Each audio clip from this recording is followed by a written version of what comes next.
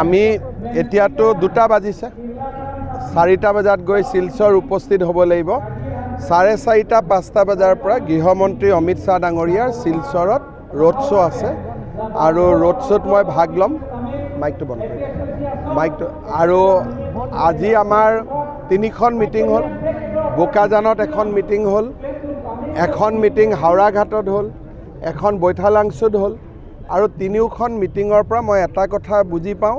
যে আমি 3 লাখ ভোটতো জিকিমে 4 লাখ ভোটৰ কাৰণে আমাৰ ইয়াত সবেই চেষ্টা কৰি আছে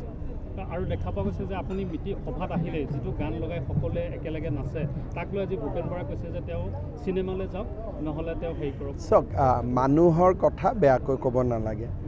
মানুহে নাচে এটা মানুহক সব মানুহক কেনেকৈ সিনেমাত যাব পাৰিব মই বাৰু সিনেমাত গ'লোৱে বাকি মানুহবোৰ কেনেকৈ সিনেমাত যাব সেইকাৰণে কংগ্ৰেছৰ মানুহবিলাকে মানুহৰ আবেগ মানুহৰ অনুভূতি মানুহৰ ভাল পোৱা মানুহৰ ফুৰ্তি মানুহৰ বেদনা এইবিলাক বুজি নাপায় মই নিজে নাচাটো মই নাচিব পাৰোঁ পাব্লিকে কিয় নাচে মানে আমাক ভাল পায় মোদীজীক ভাল পায়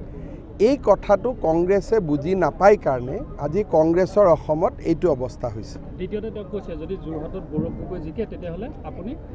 মানে মুখ্যমন্ত্ৰীৰ পৰা ইস্তফা দিব চক ইলেকশ্যন গোটেই অসমতে হৈছে এটা সমষ্টিৰ লগত অসমে গোটেই অসমখন জড়িত নহয় কিন্তু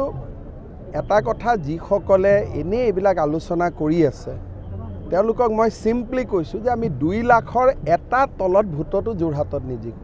2 লাখৰ ওপৰত আমি জিকি আছোঁ যোনে ইলেকশ্যন বুজি নাপায় অদৰকাৰী কথা কৈ থাকে তেওঁলোকৰ কাৰণে যি আছে ঠিক আছে কিন্তু যোৰহাটত মোৰ মানুহক ইমান ৰিড কৰাত ভুল নহয় 2 লাখ ভোটত বিজেপি জিকি আছে ভূপেন বৰাটো নিজেই বিজেপিত আহিব দুদিন পিছত তেওঁ এপ্লিকেশ্যন কৰি থাকিব আহিব লাগে তেওঁৰ কথা আপোনালোকে গুৰুত্ব দি আছে বাকিটো কোনেও গুৰুত্ব নিদিয়ে গোটেই ইলেকশ্যনৰ গোটেই জায়গাত তেওঁ কোনোবা এখন মিটিঙত তেওঁৰ কথা শুনিব মানুহ আহিলে নেকি ইভেন মাইনৰিটি এৰিয়াটো অহা নাই গতিকে মানুহে জানেই যে এওঁ বিজেপিত গৈ আছে বুলি একো নাই 1% কংগ্ৰেছৰ মানুহ নাহিলে আমি কি কৰিম কওক আমাৰখিনিতো আহি গ'ল আমিতো 100% ভোট নাপাওঁ আমি 50%হে পাওঁ আমাৰ মানুহখিনিতো আহিলে কংগ্ৰেছৰ মানুহখিনি যদি বুথত আনিব পৰা তাৰ দুখটো মই ল'ম নেকি এতিয়া তাৰমানে কংগ্ৰেছৰ মানুহখিনিকো পুলিং বুথত মই আনিব লাগিব যদি কংগ্ৰেছৰ পুলিং এজেণ্ট নাথাকে কংগ্ৰেছৰ টেবুল নাথাকে তেতিয়া মানুহ ক'ৰ পৰা হ'ব পাঁচটাতে ক্লিন চুইপ ইয়াত কোনো ইলেকশ্যনে নাই অসমত 11টা সিটত কোনো ইলেকশ্যন নাই বাকি 2টা সিটতো মোটামুটি আমাৰ কণ্ট্ৰলত আহি গৈছে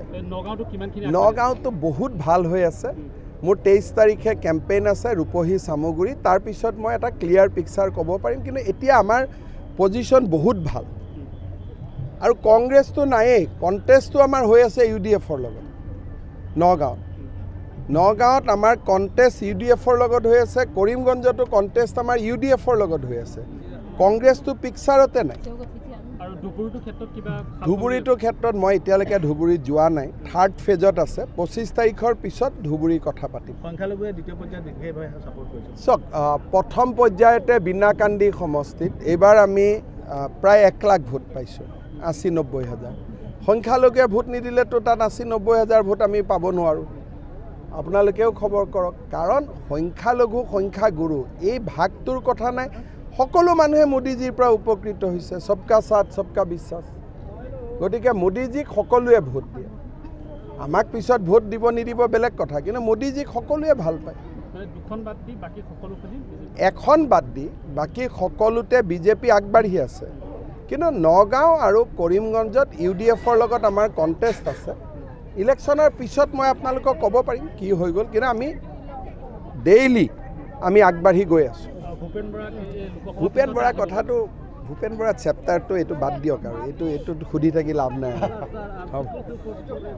আৰ্টিকল 244A হৰেণ সিং বে অলৰেডি পাৰ্লিয়ামেণ্টত বিল ছাবমিট কৰিছে